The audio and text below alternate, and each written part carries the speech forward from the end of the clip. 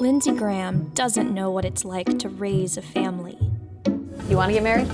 You know, I don't know. At the end of the day, it's not that I have foreclosed that possibility, but I shouldn't have to explain that choice.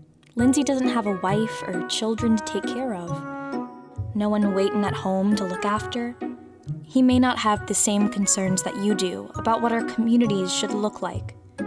Lindsey might be a little too into being Lindsey to care about anyone else.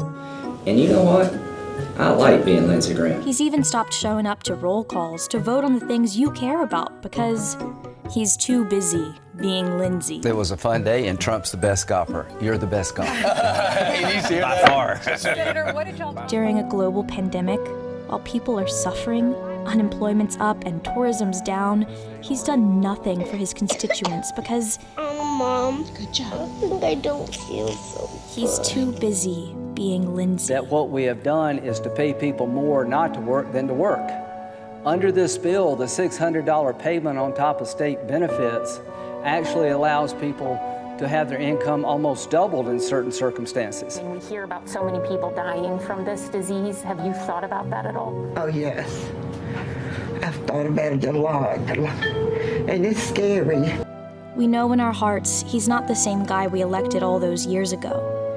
He's disconnected up there in Washington and doesn't feel accountable even when he makes promises. When I look at Jamie Harrison, I see a man, a family man, with a wife and 2 beautiful sons. His family looks a lot like mine, and when you have a family and people to take care of, you start thinking about the world a little differently. You start thinking about the future and the community you want your children to grow up in. Will they be safe with good schools so they can learn to be open and kind and have a chance to succeed?